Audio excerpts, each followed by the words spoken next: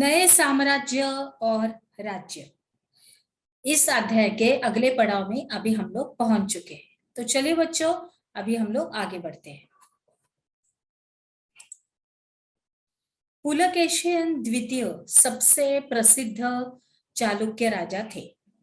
उनके बारे में हमें उनके दरबारी कवि रवि कीर्ति द्वारा रचित प्रशस्ति से पता चलता है।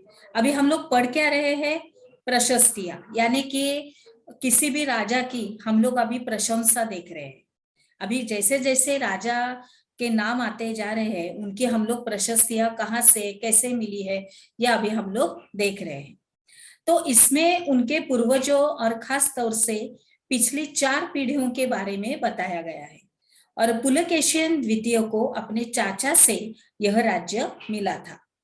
अभी रवि कीर्ति के अनुसार, क्योंकि उन्होंने ही ये प्रशस्तियां लिखी है उसके बारे में, तो रवि कीर्ति के अनुसार उन्होंने पूर्व तथा पश्चिम दोनों समुद्र तटीय इलाकों में अपने अभियान चलाए थे।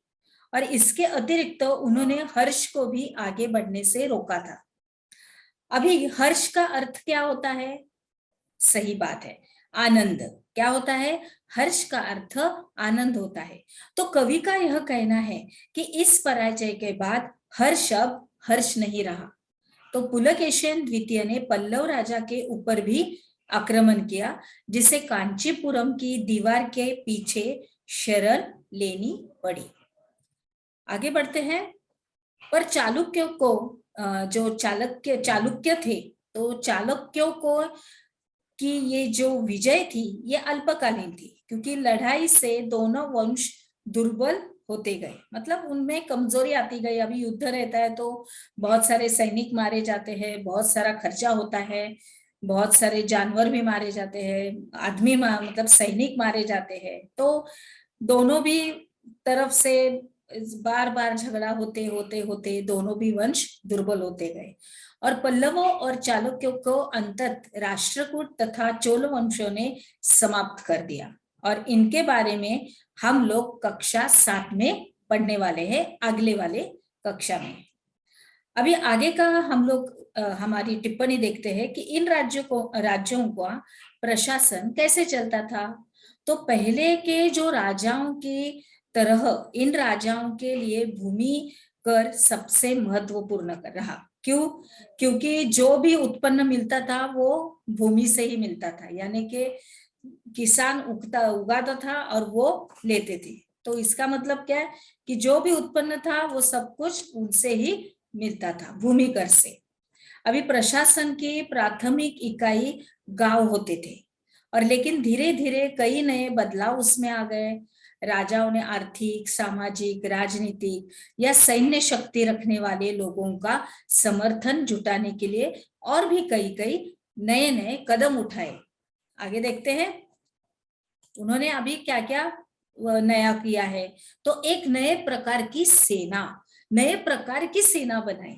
तो कुछ राजा अभी भी पुराने राजाओं की तरह एक सुसंगठित सेना रखते थे, और जिसमें हाथी थे, रथ थे, घुड़सवार थे और पैदल सिपाही भी होते थे। पर इनके साथ साथ कुछ सेना नायक भी होते थे, जो आवश्यकता पड़ने पर राजा को सैनिक सहायता दिया करते थे। अभी इन सेना नायकों को कोई नियमित वेतन नहीं दिया जाता था, और बदले में इनमें से कुछ को भूमिदान दिया जाता था। क्या दिया जाता था? भूमिदान दिया जाता था। अभी दी गई भूमि से ये वसूलते थे, जिससे कि वे जो सेना तथा घोड़ों की देखभाल करते थे। अभी साथ ही वे इससे युद्ध के लिए हथियार जुटाते थे। अभी इस तरह के व्यक्ति सामंत कहलाते थे, और जहां कहीं भी शासक दुर्बल होते थे, ये सामंत स्वतंत्र होने की कोशिश करते थे। क्या करते थे? कोशिश करते थे। अभी आगे देखते हैं कि जहां कहीं भी शासक दुर्बल होते थे, तो ये सामंत स्वतंत्र होने की कोशिश करते थे। अभी आगे देखते हैं किस तरह से सब कुछ चल रहा था। दक्षिण के राज्यों में सभाएं। अभी पल्लवों के अभिलेखों में कई स्थानीय सभाओं की चर्चा है, और इनमें से एक था ब्राह्मण भूस्वामियों का संगठन, जिसे सभा कहते थे। और ये सभाएं उपसमितियों के जरिए सिंचाई, खेतीबाड़ी से जुड़े विभिन्न काम, सड़क निर्माण, स्थानीय मंदिरों की देखरेख आदि का काम करती थी। और जिन इलाकों के भूस्वामी ब्राह्मण नहीं थे, वहां उर नामक ग्राम सभा के होने की बात कही गई है। अभी नगरम व्यापारियों के एक संगठन का नाम था, क्या था? नगरम। अभी संभवतः इन सभाओं पर धनी तथा शक्तिशाली भूस्वामियों और व्यापारियों का क्या था? नियंत्रण था पूरा पूरा। और इनमें से बहुत से स्थानीय सभाएं शताब्दियों तक काम करती रही। मतलब इस इतनी अच्छी तरह से उनका सब कुछ कामकाज और व्यवहार था कि उन्होंने बहुत सालों तक अच्छी तरह से काम अपना वो करते रहे। आगे देखते हैं बच्चों, आगे क्या लिखा हुआ है। अभी चीनी तीर्थयात्री फा शियान का ध्यान उन लोगों की दुर्गति पर भी गया, अभी जिन्हें ऊंचे और शक्तिशाली लोग अछूत मानते थे। मतलब जिनको छूना नहीं है, उनके साथ कोई व्यवहार करना नहीं है, उनके साथ कोई बातचीत नहीं थी, ऐसे अछूत लोग अछूत मानते थे।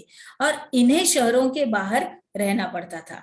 और वे लिखते हैं, अगर इन लोगों को शहर व बाजार के भीतर आना होता था तो सभी को आगाह करने के लिए वे लकड़ी के एक टुकड़े पर चोट करते रहते थे। और यह आवाज सुनकर लोग सतर्क होकर अपने को छू जाने से या किसी भी प्रकार से संपर्क से बचाते थे। मतलब उन लोगों को छूना नहीं है। तो इस तरह से कुछ अगुवाई करके, कुछ आवाज करके वो दूसरे लोगों को भी सतर्क करते थे कि इन लोगों से बचे रहो। अभी एक जगह बाणभट्ट द्वारा अभियान पर निकली राजा की सेना का बड़ा सजीव चित्रण किया गया है। तो आगे बढ़ते हैं, हमने क्या सीखा। इसके अंतर्गत आपको राज्यों का प्रशासन कैसे चलता था, इस प्रश्न का उत्तर अपने नोटबुक में लिखना है। तो चलिए आगे बढ़ते हैं हमारे अगले विभाग में। चलिए